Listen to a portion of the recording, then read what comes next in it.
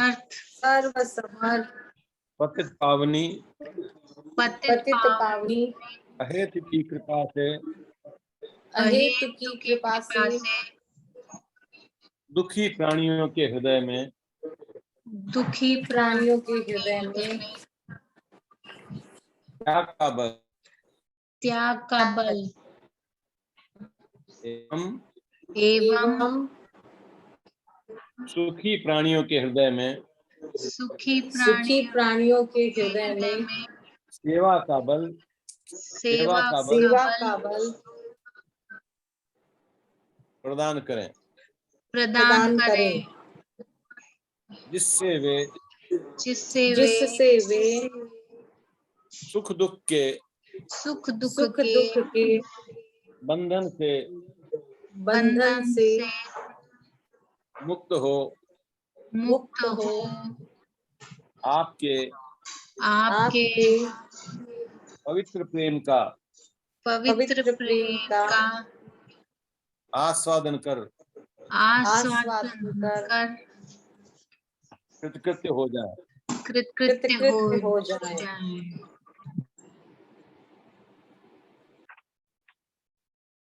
अपन ने कल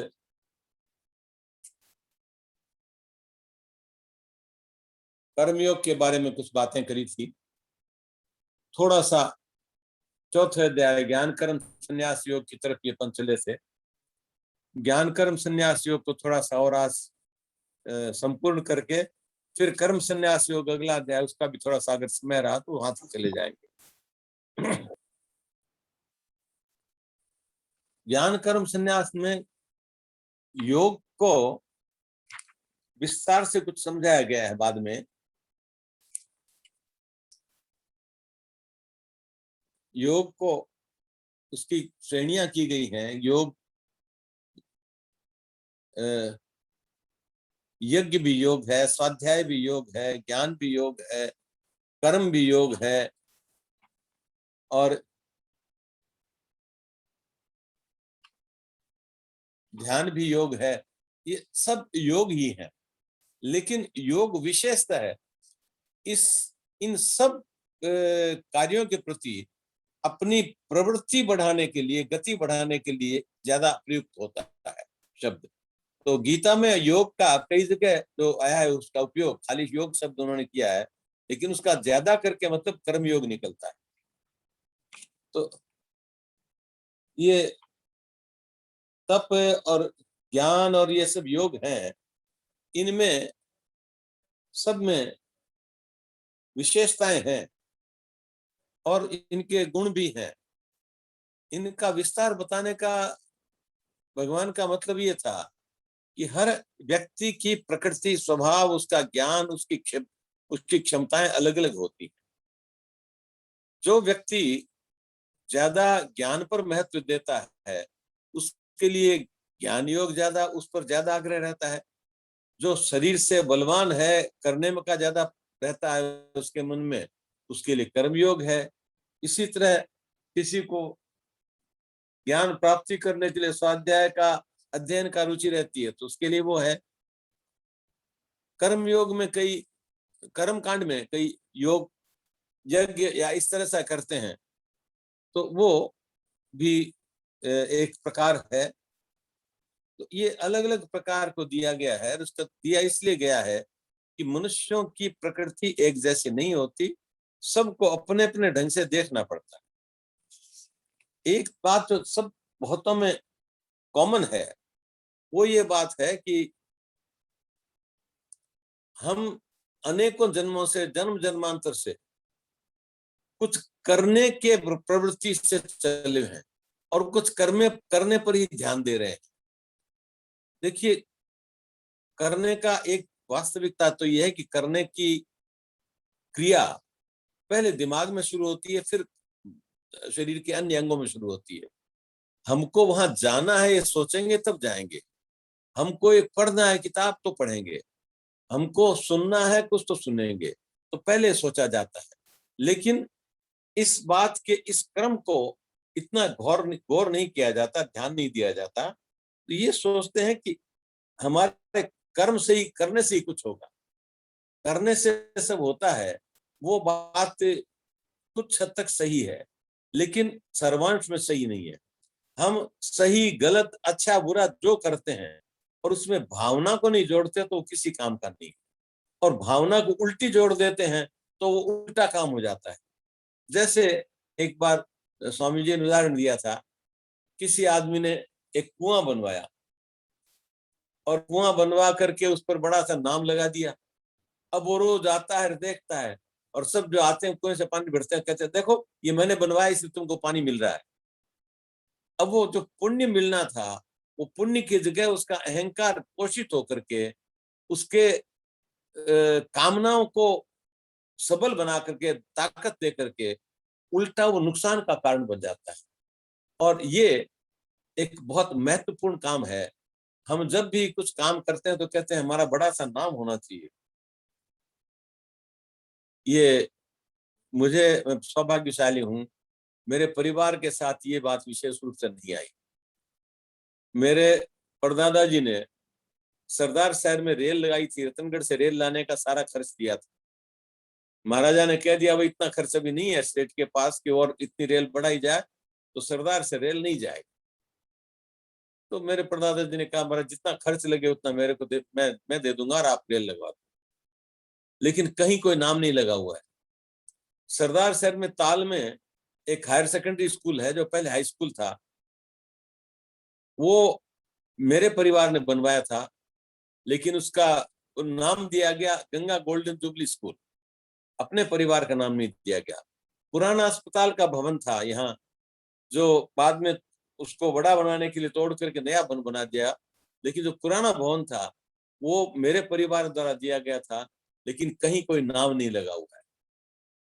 खैर बहुत सारे ऐसे उदाहरण हैं, लेकिन एक बात और बता दूंगा, यहाँ गांधी विद्या मंदिर में जितना काम हुआ वहां कहीं पर भी पूज्य पिताजी ने अपना नाम नहीं दिया। आज भी यहाँ एक भी कोई पत्थर, एक भी कोई बोर्ड, एक भी कोई खंभा, एक भी कोई बिल्डिंग ऐसी नहीं है जिस पर कन्हैयालाल जी दुगड़िया स्वामी रामशरण जी का नाम, बस खाली उनकी समाधि है उस पर नाम दिया हुआ और कहीं नहीं दिया हुआ। आयुर्वेद भारती पर भवनलाल जी दुगड़ का नाम है, लेकिन वो नाम उनके स्वर्गवास के बाद उनके उपकार को देखते हुए, क्योंकि उन्होंने वो कॉलेज बना करके गांधी विद्या मंदिर को भेंट करी थी, पूरी की पूरी कॉलेज का खर्च उन्होंने अपना लिया था, इसलिए उनके उपकार के रूप में उसको मान करके बाद में गांधी विद्या मंदिर ने उनको नाम दे दिया भवनलाल जी दुगड़ का, उन्होंने नहीं दिया था। तो ये एक विशेष परंपरा रही है मेरे परिवार की, और इस परंपरा के कारण हो सकता बहुत सारी उनका देन है, उसको अज्ञानीवश न जाने की वो दुगड़ परिवार की है, परंतु उससे कम से कम दाताओं के मन में जो दान का लाभ मिलना चाहिए था, उनका पवित्रता आनी चाहिए थी, वो निश्चित रूप से आती। एक घटना मैं बताना चाहूंगा। कुछ पिताजी के पास एक यहाँ कलेक्टर आए, कहा साहब मोहनलाल जी सुखाड़िया मुख्यमंत्री, उन्होंने आपका बायोडाटा मंगाया। क्यों? कि साहब वो पद्म पुरस्कार देना चाहते हैं। ये बात मैंने पहले बताई थी, पिताजी ने मना कर दिया। मोहनलाल जी सुखाड़िया खुद एक बार गंगानगर जा रहे थे तो वो यहाँ रात्रि विश्राम के लिए जानबूझ के रुके। ऐसा तो कई बार होता था, गंगानगर जाते हुए रुकते थे वो, और पिताजी के साथ बड़े अच्छे घनिष्ठ ताल्लुकात थे। यहाँ रुके तो उन्होंने कहा शाम को खाने के बाद कि आपने मना क्यों किया, इसमें आपको क्या करना है, सब मुझे करना है, आपको कोई अपनी आत्म प्रशंसा नहीं करनी, कुछ नहीं करना, आप तो बायोडाटा दे दीजिए मेरे को और मैं उसका सारा काम करवा दूंगा। लेकिन पिताजी ने कहा कि नहीं, मेरे मन में अभी तक इतना समत्व भाव नहीं आया है, इतनी स्थित प्रज्ञता नहीं आई है कि मेरे को सम्मान, कोई विशिष्ट सम्मान मिले और मेरे अहंकार का पोषण नहीं हो। मैंने कर्म के द्वारा अपने कामनाओं का त्याग का काम किया है, मैंने किसी पर उपकार नहीं किया। गांधी विद्या मंदिर मुझे अपने इस कर्म के द्वारा पवित्रता प्राप्त करनी है, इसलिए किया है, इसलिए कहीं पर मैं अपना नाम नहीं रखता। तो ये बहुत ऊंची बात थी। इसी तरह कई उदाहरण है, ये एक खास बात है। एक अभी की और घटना, वैसे तो ये घटनाएं बता रहा हूं लेकिन मूल प्रसंग छूटा जा रहा है। अभी केदारनाथ में बाढ़ आई, हमारे यहाँ की टीम गई और उसने वहां बहुत अच्छा सेवा कार्य किया। वहां के जर्नलिस्ट एसोसिएशन ने उनका सम्मान किया देहरादून बुला करके। और फिर उसके बाद यहाँ मैंने जो कुछ लोगों को सूचना करी थी, मांग रखी थी, भाई केदारनाथ में काम हो रहा है, आप पैसे दो। यहाँ हम लोगों के पास कुछ पैसा और आ गया, ये काम पूरा हो गया, तो क्या करें। तो उसके बाद कई सलाह मशवरा करने के बाद एक पिथौरागढ़ में एक स्कूल का भवन, छोटा सा स्कूल का भवन बना दिया गया। कहा साहब इस पर नाम दो। मैंने कहा नाम नहीं देंगे। पहली बात तो तब आई जब वहां ये कहा गया मुझे कि साहब अगर केदारनाथ घाटी में काम करना है तो बहुत सारे लोग काम करना चाहते हैं, कई एनजीओ के आए हैं हमारे पास ऑफर, तो हम उस क्यू में आपका भी नाम लगा देते हैं, आपका नंबर आ जाएगा, काम हो जाएगा, कोई बात नहीं। लेकिन सबका आकर्षण ये रहता है कि हमारा काम हो, उस पर बड़ा सा बोर्ड लगे, ऐसे स्थान पर हमारा काम हो जहां सब लोग देखें उसको, जाने वाले यात्री आगे भी देखें। पर अगर सेवा करनी हो तो केदारनाथ के जैसी ही बाढ़ पिथौरागढ़ जिले में आई है और वहां कोई सेवा करने को नहीं जाना चाहता। तो खैर गांधी विद्या मंदिर की टीम गई वहां, हमने स्कूल पर भी कोई नाम नहीं लगाया, उन्होंने इंतजार किया। वहां के कलेक्टर एसडीएम का फोन आया था मेरे पास, साहब इसका उद्घाटन करवा दो, किसी नेता को बुलाना हो तो बुलवा दो, ताकि बच्चे बाहर बैठे हुए हैं, बच्चों को पढ़ाना शुरू करें इसमें। मैंने कहा कोई नेता नहीं आएगा भाई, आप बच्चों को कल से पढ़ाना शुरू करो, आप रोक क्यों रखा है? हमने तो कोई नाम देने का कहा भी नहीं, रोकने का कहा नहीं। तो नहीं साहब, जो भी देता है कुछ भी करता है उस पर नाम लगाता है, किसी नेता को बुलाता है, को बढ़ाई करवाता है। मैंने कहा यहाँ कोई बढ़ाई की जरूरत नहीं है, ये काम लगाओ। तो ये एक दान की पवित्रता का सवाल आता है, और इससे दान में जो दोष आ जाता है वो दोष नहीं है। अपने कल थोड़ा सा देखा भी था, अपाने जुहिते प्राणम, अपान में प्राणों को हवन कर दे और प्राण को अपान में हवन कर दे, ये एक यज्ञ होता है। इसी तरह यज्ञ के एक जगह यहाँ गीता में कहा गया है, तो जो यज्ञ के अवशिष्ट के बिना की चीज को खाता है वो अच्छा नहीं होता। यज्ञ के अवशिष्ट उसको खाने से वो अमृत का काम करता है, और यज्ञ के अवशिष्ट के बिना जो खाता है वो गंदी चीज खाता है। अब ये यज्ञ का अवशिष्ट क्या है, और यज्ञ के बारे में भी अपने बहुत विचार किया था कि हर काम को हम यज्ञ बना करके कर सकते हैं। हमने कोई सेवा का काम किया और उसके प्रसाद के रूप में हमको कुछ मिला, जैसे हम कहीं नौकरी करते हैं, जॉब करते हैं, और जॉब में हमको तनख्वाह मिलती है, सैलरी मिलती है। अगर हम उसको सेवा के द्वारा करें और उस सैलरी को यज्ञ के अवशिष्ट के रूप में हम उपयोग करें, तो वो सैलरी कभी हमारे लिए दोष का कारण नहीं बनेगी। हम अपना पूरे कोशिश से अपना कर्तव्य पूरा कर देते हैं। लोग तो आराम से देखते हैं कि साहब इतने से काम चल जाएगा, बस उतना कर दो, ज्यादा मत करो। सरकारी नौकरों से एक दो बार तो ये सुना था कि साहब सरकारी सेवा में सबसे बढ़िया तरीका है काम कुछ मत करो। काम करोगे तो कोई न कोई किसी को बुरा लगेगा, वो शिकायत करेगा, हो सकता है कहीं गलती भी हो जाए, कहीं सही भी हो जाए, फिर आप पर कार्रवाई होगी। इसलिए काम कुछ नहीं करोगे तो कुछ नहीं होगा, आपको आराम से तनख्वाह मिलेगी, रिटायर हो जाओगे, उसका पेंशन मिलेगी, आप आराम से मौज करो। ये बड़ा घटिया सोच है, ये यज्ञ के अवशिष्ट के बिना खाया हुआ है और ये विकार पैदा करता है। तो यज्ञ का अवशिष्ट खाने का मतलब है, ये बहुत महत्वपूर्ण बात है। हम जो कुछ काम करते हैं भगवान ने उसके बदले में हमको ये सुविधा दी है, वो यज्ञ का अवशिष्ट है, उसको हम खा रहे हैं। और ये समझने के बाद यज्ञ का अवशिष्ट हम जो उपनिषद में कहा है तेन त्यक्तेन भुंजिता, वो त्यक्तेन भुंजिता हो जाता है। त्याग करने के बाद उसको उपयोग करो तो वो भोग नहीं होता, उसको आप मन से त्याग कर दिया और आवश्यक समझ करके शरीर के या किसी के हित में वो काम अगर कर भी दिया तो भोग नहीं होगा। इस पर और लंबी व्याख्या है, बहुत महत्वपूर्ण श्लोक है, किसी समय इस पर और लंबी व्याख्या करेंगे। परंतु ये खास बात है कि यज्ञ के अवशिष्ट को लेना इसमें ये बात नहीं कि हमने हवन किया और हवन के बाद बचा हुआ वो खाया, वो भी है, लेकिन लोग उसी को मान लेते हैं। हमने कोई जो यज्ञ किया, कर्म किया, हमने ज्ञान किया, ध्यान किया, हमने जो भी कुछ काम किया, तप किया, उस तप के फल स्वरूप हमको जो सुविधा भगवान की या प्रकृति की तरफ से मिली है, उस मिली हुई वस्तु को हम यज्ञ का अवशिष्ट मान करके उपयोग करें तो वो कल्याणकारक होता है, वो दोषकारक नहीं होता। ये हम जो जीवन में सब वस्तुएं ग्रहण करते हैं उसको पाने का एक बहुत बढ़िया तरीका है। एक जगह इसके आगे भगवान ने कहा है, तुम किसी भी पापी से अधिक पाप करने वाले होते हो तो भी ज्ञान रूपी नौका में जब बैठ जाओगे तब तुम्हारा कल्याण हो जाएगा। संपूर्ण पापों से तरने के लिए ज्ञान की नौका में बैठ जाओ, सब पापों से तर जाओगे। अब ये एक महत्वपूर्ण बात है, इसका कई जगह जिक्र हुआ है। एक जगह कहा है, अपिचे शुद्धाचारो भजते मां मनन्य भाव साधुरेव सम्यक् सम्यक व्यवस्थो ही है। गीता का श्लोक है।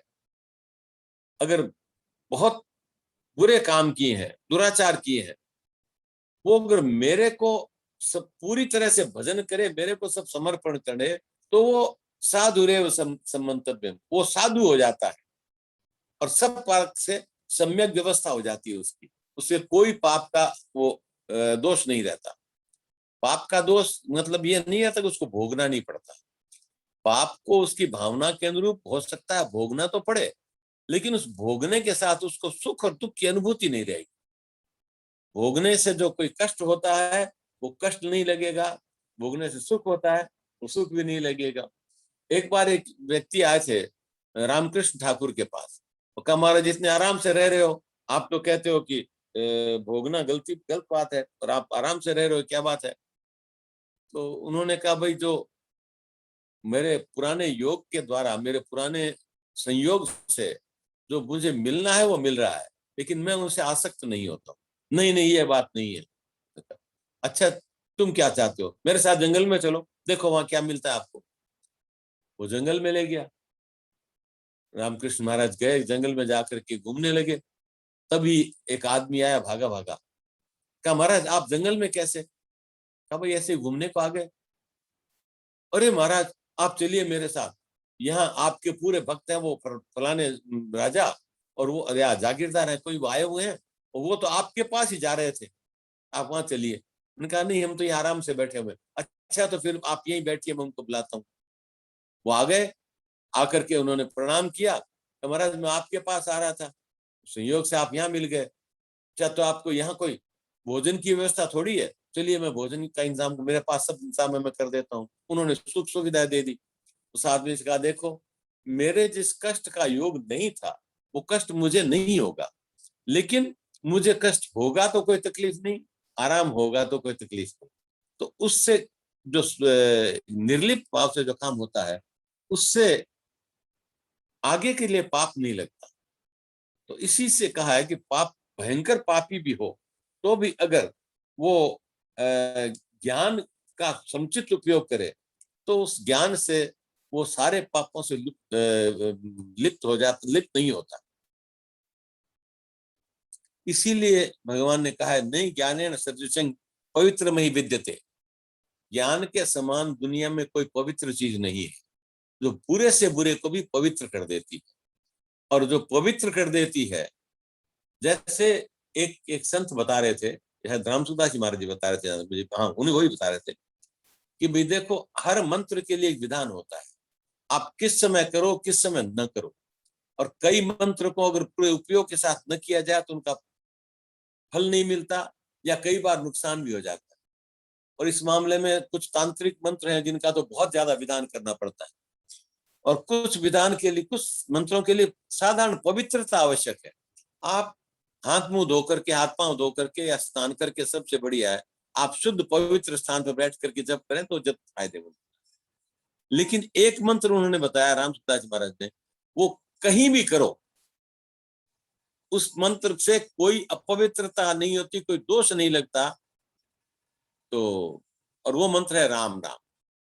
राम राम कहीं भी कुछ बैठ करके करो, कोई नुकसान नहीं। किसी ने पूछा महाराज दोष क्यों नहीं लगता? राम राम सब मंत्रों में अगर आप ठीक से नहीं जप करोगे तो दोष लगेगा।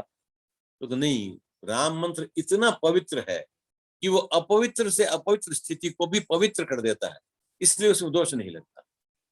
तो ये ज्ञान का जो पवित्रता है वो इतनी सबल है कि कोई भी दोष उसके सामने कायम नहीं रहता।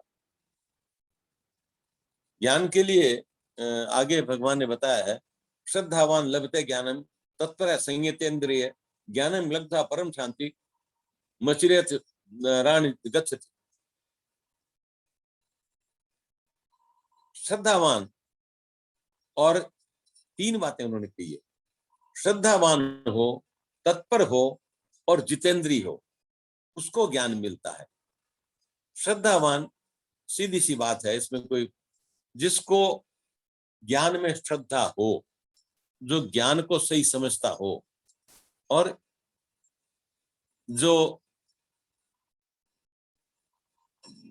प्रयत्नशील हो, तत्पर माने प्रयत्नशील हो ज्ञान के तरफ आगे बढ़ने, और जो इंद्रियों पर संयम करे। इंद्रियों पर संयम इसलिए आवश्यक है कि वरना जैसे कल मैंने बताया था कि कबीरदास जी ने लिखा है, माला तो कर में फिरे जीभ फिरे मुख माई, मनवा तो चहु दिस फिरे यह तो सुमिरन ना। तो ये जो इंद्रियों पर संयम करता है उसका चित्त एकाग्र हो जाता है, वो ज्ञान के प्रति पूर्ण समर्पित हो जाता है।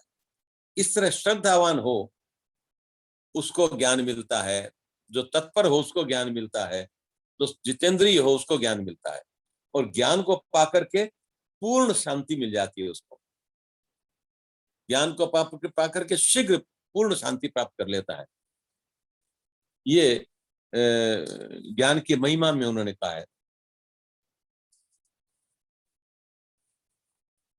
तो इसका अलग अलग विस्तार भी काफी किया जा सकता है, पर अभी अपन इसके विस्तार पर नहीं जाएंगे।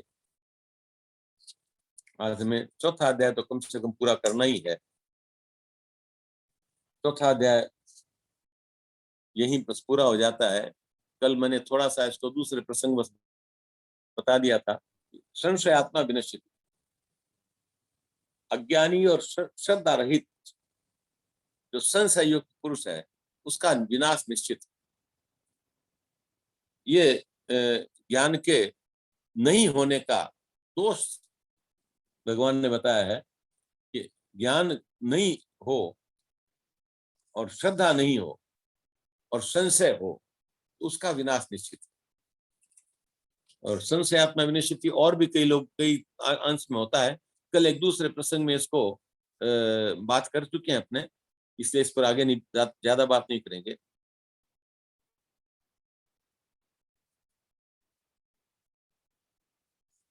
आगे इन्होंने अंत में इस अध्याय का अंतिम श्लोक है, अंतिम नहीं अंतिम से पहला श्लोक है कि योग द्वारा जो कर्मों से मन भाव रूप से संन्यास ले लेता है, ज्ञान द्वारा जिसके संशय नष्ट हो गए हैं, ऐसे पुरुष को कर्म नहीं बांधता, उसका कर्म बंधन का कारण नहीं होता है।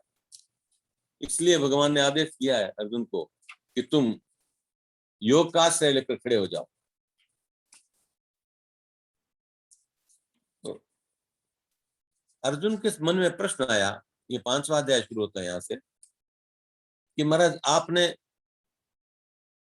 पहले तो सांख्य के बारे में कहा, ज्ञान को सबसे पवित्र बताया, और फिर कर्म पर आ गए, कर्म को सबसे अच्छा बताया। तो ये यहाँ मैं थोड़ा भ्रमित हूं, इसका पूरा उपदेश बताओ। तो ये बहुत महत्वपूर्ण श्लोक है। इस श्लोक का एक इतिहास भी है, शायद इससे आगे आज नहीं जा सकेंगे। पूज्य रामशरण जी महाराज को बहुत स्वास्थ्य कमजोर होने के बाद सूचना मिली राम सुखदास जी महाराज, उन्होंने पुष्पाबाई को भेजा कि तुम जाओ रामशरण जी को कहो कि वो यहाँ आ जाए, गंगा के किनारे यहाँ अपना अगर शरीर त्यागना हो तो यहाँ आके त्यागेंगे। तो पुष्पाबाई कलकत्ता आई, कलकत्ता थे महाराज, कलकत्ता में उन्होंने स्वामी जी का लिखा है और पत्र दिया, और रामचंद्र जी महाराज बहुत प्रसन्न हुए और पत्र को हृदय से लगाया। कह रहे वाह, कितना प्यार है उनका जिन्होंने मुझे ऐसे समय में याद किया। परंतु मैं जाऊंगा नहीं। तो सब लोगों को आश्चर्य हुआ, अरे इतना इस पत्र के लिए इतना तो खुश हो रहे थे, उनका पत्र में जो क्या मानेंगे नहीं। तो उन्होंने ये श्लोक लिखा जो अब मैं आपको बता रहा हूं। संन्यास कर्म योग से निश्चय प्रभु तो कर्म संन्यास कर्म योग विशेष। संन्यास और कर्मयोग दोनों ही कल्याण के कारक है। निश्चय करो विभु, उभो कल्याण के कारक, लेकिन फिर भी कर्म संन्यास से कर्मयोग विशिष्ट है। ये और ये इसका एक बहुत महत्वपूर्ण कारण है कि हमें निष्क्रियता की तरफ प्रवृत्ति कभी है नहीं।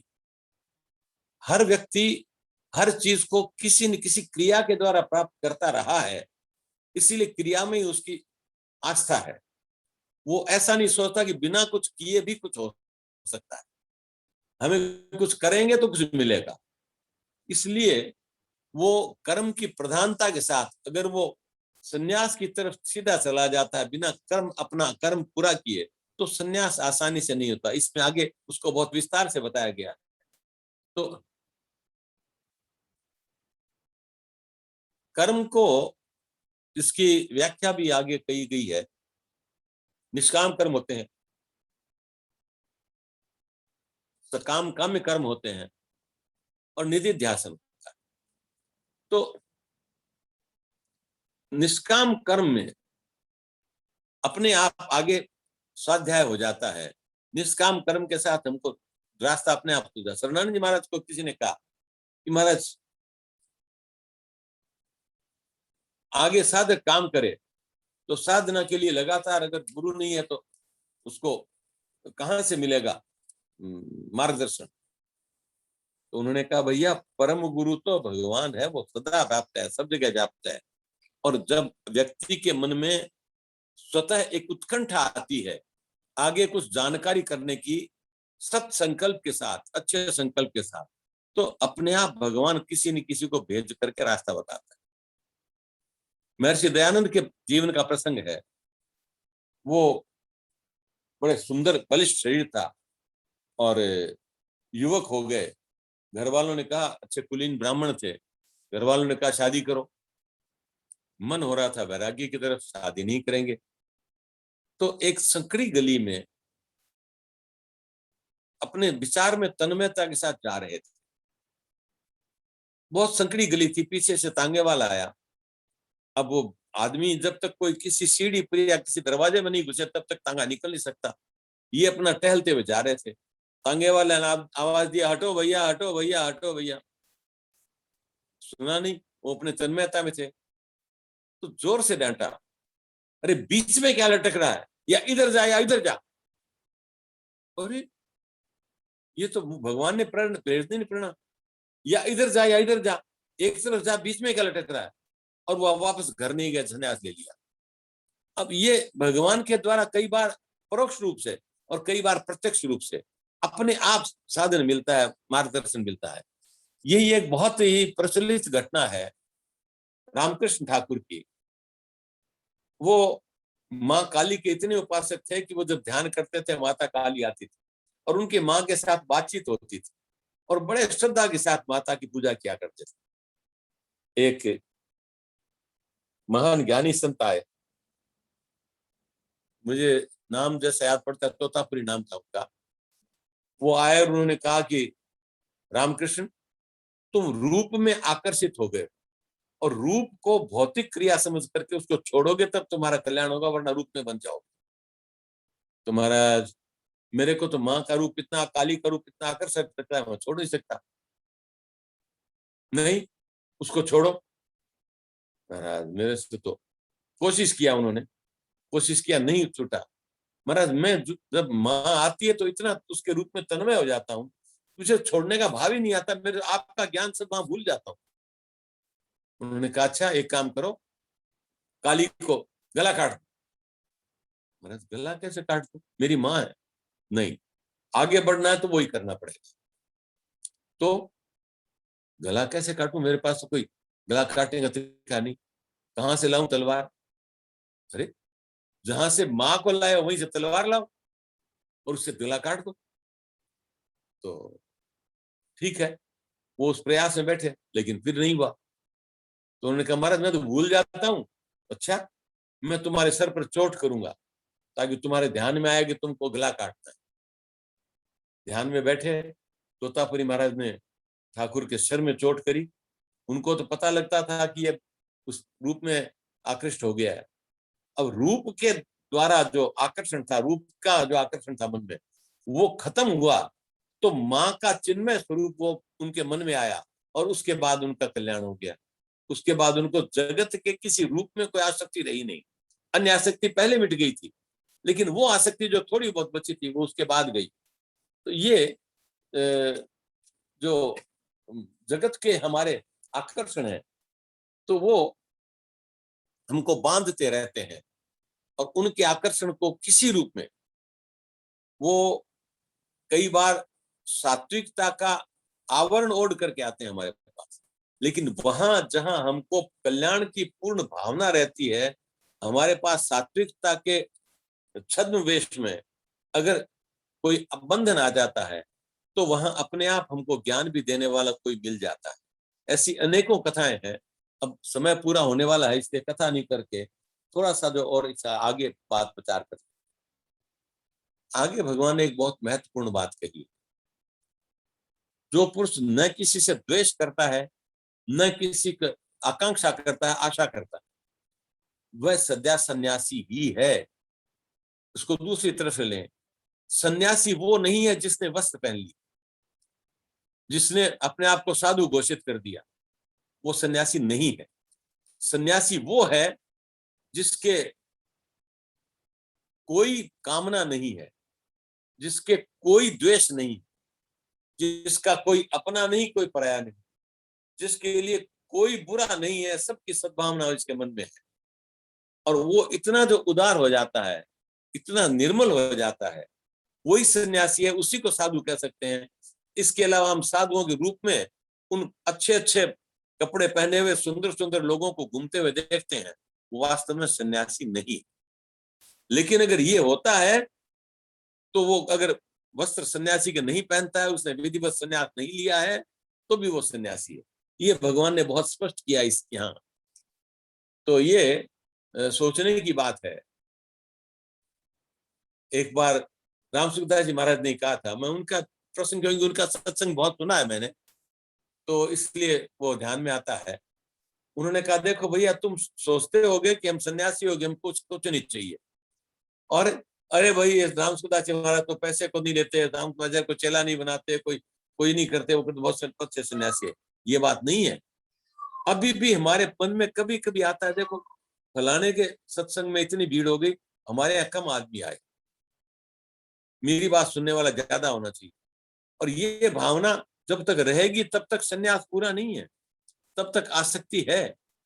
और आसक्ति वो ख्याति की आसक्ति है, वो नाम की आसक्ति है, वो अपनी प्रशंसा की आसक्ति है। वो तुलसीदास जी ने कहा है, एक बार तुलसीदास जी का एक श्लोक है, कंचन तजबो सहज प्रिया को ने, मान बड़ाई ईर्ष्या तुलसी दुर्लभ है। स्त्री का, जिसके बंधन से तुलसीदास जी मुक्त हुए थे, स्त्री के बंधन को छोड़ना आसान, भोग शारीरिक भोग विलास छोड़ना आसान है, उसके धन संपत्ति का मोह छोड़ना आसान है, लेकिन मान, अहंकार, बड़ाई और ईर्ष्या, इसको छोड़ना बहुत मुश्किल है। ये सबसे दुर्लभ है। तो ये बहुत महत्वपूर्ण बात है।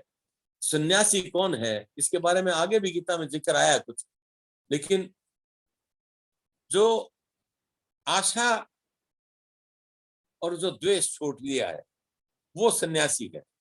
और इसके अलावा किसी को वेश के रूप में सन्यासी कहो तो वो सन्यासी नहीं है। सन्यासियों में अनेकों जगह मैंने देखा है, और आप भी देखते हो, अपने मठ के महंत बनने के लिए बहुत सारे केस चले, आज भी चल रहे। सन्यासियों के वेश में कुछ लोग ऐसे कपटी मिले हैं जिन्होंने अपने भोग का अड्डा बना लिया अपने आश्रम को, जिन्होंने नाजायज संपत्तियों की ढेर लगा दिए, तो वो सन्यासी नहीं हो सकते। उनके लिए कोई जो शब्द है भगवान वो करे, लेकिन वो सन्यासी तो नहीं। सन्यासी वो है जिसको न अपना कोई मान चाहिए, न अपना कोई प्रतिष्ठा चाहिए, न कोई मठ चाहिए, न आश्रम चाहिए, कुछ भी नहीं चाहिए, वो सन्यासी। तो ये बहुत सारे जिनको सन्यासी हम कहते हैं, वो सन्यास की परिभाषा में, गीता की या इसके अलावा उपनिषद की परिभाषा में, वो सन्यासी नहीं होते। वो वास्तव में सन्यास के वस्त्रों में भोगी होते हैं। ये एक महत्वपूर्ण बात है सन्यासी की पहचान के लिए। अब समय हो रहा है, मेरे ख्याल से ज्यादा समय नहीं है, तो अब आप अपनी नया प्रश्न शुरू करने से पहले इसको इतना समझ लें खाली कि ज्ञान योग को और कर्म योग को कुछ लोग, भोले लोग, अलग अलग समझते हैं, लेकिन ये वास्तव में अलग अलग है ही नहीं, ये एक ही है, और इसका फल जो मिलता है एक ही मिलता है। कर्मयोग के बिना ज्ञान योग में जाना बहुत मुश्किल होता है, असंभव नहीं कह सकते, लेकिन बहुत मुश्किल होता है, और प्रगति बहुत धीमी होती है। लेकिन कर्मयोग के द्वारा जो निर्मल हो गया है, उसको ज्ञान योग में सहज जाते ही उसको आगे प्रगति हो जाती है, उसका कल्याण का मार्ग प्रशस्त हो जाता है। तो आज अब कितना समय है? 3 मिनट है पापा, 2.5 मिनट। तो बस वो यही बात पूरी कर देते हैं। योग के बिना, कर्म योग के बिना संन्यास बहुत कठिन होता है प्राप्त करने में। ये 5वें अध्याय का शुरू के 5 श्लोक हमने किए अभी तक। अब आगे का अब यहाँ पूर्ण कर देते हैं, तो इसके बाद अब कल 5वें अध्याय के आगे की बात करेंगे। मेरे नाथ आप अपनी सुधामयी सर्वसमर्थ पतित पावनी अहेतु की कृपा से मानव मात्र को विवेक का आदर तथा बल का सदुपयोग करने की सामर्थ्य प्रदान करें। एवं हे करुणा सागर अपनी अपार करुणा से शीघ्र ही राग द्वेष का नाश करें। सभी का जीवन सेवा त्याग प्रेम से परिपूर्ण हो जाए। ओम ओम ओम। अब इस प्रसंग में कोई विशेष, जैसे हरिकांता ने आज बात कही थी, उस पर देखेंगे, बात करेंगे। वो रामायण का एक बहुत महत्वपूर्ण खंड है। काकभूषण जी को ये सिद्धि प्राप्त थी कि उनके आश्रम में जो भी आए उसको संशय नहीं रहता, उसको ज्ञान अज्ञान नहीं रहता। गरुड़ जी जब गए थे, भगवान राम पर नागपाश दिया था रावण ने, और भगवान उस बंद गए थे। हनुमान जी गरुड़ जी को लेकर के गए